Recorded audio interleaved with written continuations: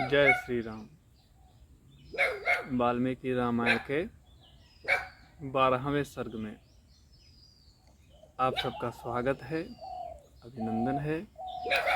प्रभु श्री सीताराम जी सब पर अपनी कल्याणकारी कृपा बनाए रखें। यस्य ते धार्मिकी बुद्धिर इयं पुत्रार्थमागता। इसी कारण से आपके मन में यह धर्म से सनी हुई, धर्म से भरी हुई बुद्धि और विचार आपके मन में आया है कि हमें पुत्र की कामना के लिए यज्ञ करना चाहिए, अश्वमेध यज्ञ कराना चाहिए। ततः प्रीतो भवत राजा श्रुत्वा तु द्विजभाषितम् आमत्यानाब्रवीद राजा हर्षेदम शुभाक्षरम। इसके बाद शुभ अक्षरों से, मधुर अक्षरों से भरी हुई वाणी महाराज दशरथ ने अपने मंत्रियों से कहा, गुरूणाम वचनात् शीघ्रम संभाराः संभ्रियन्ति ते। मंत्रियों, गुरुदेव की बात को अत्यंत शीघ्रता से पूर्ण करो, इसमें कोई भी देर नहीं होनी चाहिए। जो भी हवन सामग्री है, जो भी यज्ञ सामग्री है, उसका तुरंत से तुरंत व्यवस्था की जाए। समर्थाधिष्ठितस्ताश्चाश्वः सोपाध्यायो विमुच्यताम्।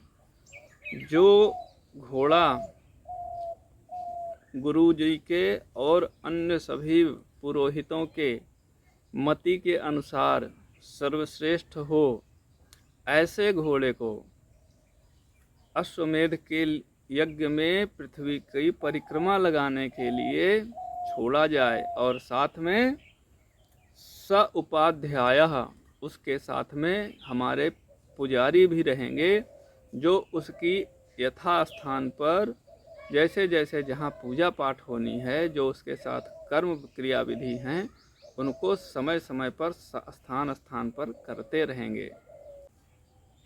सरयवाश्चोत्तरे तीरे यज्ञ भूमिर्विधीयताम। सरयू जी के उत्तर तट पर एक विशाल यज्ञ भूमि का निर्माण कीजिए, जिसमें कि ये सारी यज्ञ प्रक्रियाएं निर्विघ्न पूरी हो सकें और किसी को किसी प्रकार का बाधा ना आने पाए। शांतयश्चाभिवर्धन्तां यथा कल्पम यथा विधिम। हर एक चीज वैसी ही होनी चाहिए जैसी कि शास्त्रों ने कहा है और जैसा गुरु लोग आदेश करते हैं। क्यों? क्योंकि शक्यः कर्तुम अयम यज्ञः सर्वापि महीक्षितः नापराधो भवेत् कष्टो यद्यस्मिन् क्रतु सप्तमे। यह जो अश्वमेध यज्ञ है, करने को तो कोई भी राजा कर सकता है, लेकिन उसको हर राजा नहीं करता है। क्यों? क्योंकि इसमें कष्ट देने वाले अपराध बनने का डर रहता है। तो महाराज दशरथ कह रहे हैं कि छिद्रम ही मृगयन्ते विद्वांसो ब्रह्म राक्षसाः विधि विहीनस्य यज्ञस्य सद्यः कर्ता विनश्यति।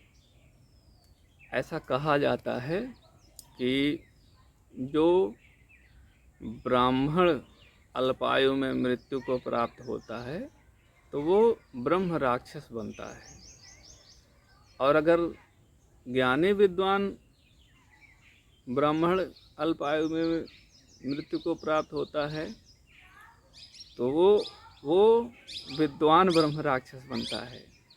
तो महाराज दशरथ वही बता रहे हैं कि जो विद्वान ब्रह्म राक्षस होते हैं वो ऐसे यज्ञ हवन विशेष बड़ी बड़ी क्रियाओं में गलतियां ढूंढते रहते हैं, और जहां भी उनको थोड़ी सी गलती मिल जाती है वहीं से वो उस यज्ञ में प्रवेश कर जाते हैं और जैसे ही प्रवेश करते हैं उस पूरी यज्ञ को नष्ट भ्रष्ट कर देते हैं, बेकार कर देते हैं। और इसके साथ में सद्यः कर्ता विनश्यति, जो उस यज्ञ को कराने वाले यजमान हैं, कर्ता हैं उस यज्ञ के, उनका वो बहुत शीघ्र ही और निश्चित ही नाश कर देते हैं, उनका अहित कर देते हैं। वो कितना अहित करते हैं वो उस यजमान के भाग्य पर निर्भर करता है या उन ब्राह्मण राक्षसों की इच्छा पर निर्भर करता है। तो तद तथा विधि पूर्व में क्रतुरेश समाप्यते तथा विधानम क्रियन्ताम समर्थाः करणेष्वेह। इसलिए मैं चाहता हूँ कि हमारी यज्ञ विधि विधान से हो, किसी प्रकार की इसमें त्रुटि, न्यूनता, हीनता कहीं से भी ना आने पाए, कि किसी भी ब्रह्म राक्षस को इसमें घुस करके कोई भी हानि करने का मौका मिले। तथेचित ततः सर्वे मंत्रिणः प्रत्यपूजयत।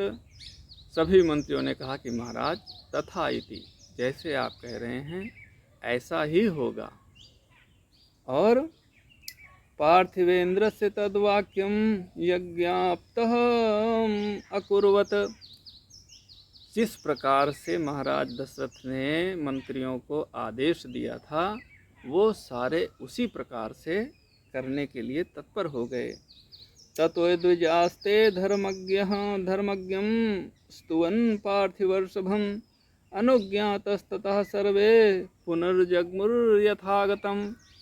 इसके बाद जितने भी लोग आए थे, पुरोहित हों, मंत्री हों या फिर अन्य कोई साधु संत महात्मा वेद पारग ब्राह्मण लोग थे, ये सब महाराज के बातों का अनुमोदन करके अपने अपने काम को लेकर के जहाँ से आए थे, जैसे आए थे उसी प्रकार से वापस चले गए।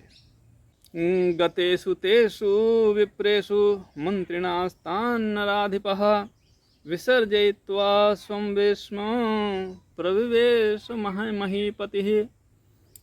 उन सब का विसर्जन करने के बाद महाराज दशरथ भी अपने महल को वापस चले आए। यहाँ पर यह 12वां सर्ग बालकांड का पूरा होता है। अब इसके बाद हम 13वें सर्ग का अध्ययन करेंगे अगले स्वाध्याय में। इस भाग में इतना ही, शेष अगले भाग में आप प्राप्त करें। आप सबके ऊपर भगवान श्री सीताराम जी की कृपा, करुणा, दया बनी रहे। आप भी उनके कहे हुए, बताए हुए, सुझाए हुए मार्ग पर चलते रहें। हम अपने जीवन में कई बार सही को गलत समझ लेते हैं और गलत को सही समझ लेते हैं।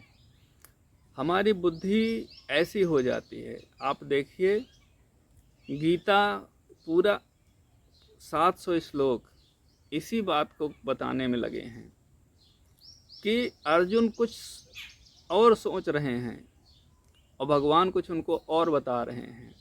अर्जुन सोच रहे हैं कि हमारी इसमें हित है। भगवान कृष्ण ने कहा कि नहीं, तुम्हारी इसमें हित है। तो इसलिए हमें शास्त्रों के साथ रहने पर निर्णय लेने में कोई अंतर नहीं आता। हमें बुद्धि शुद्ध रखने के क्षमता मिलती है। आप सभी शास्त्रों के साथ जुड़े रहें, हम आपकी भी बुद्धि शुद्ध रहे ताकि जीवन सुखमय रहे। सबका कल्याण हो। जय श्री राम।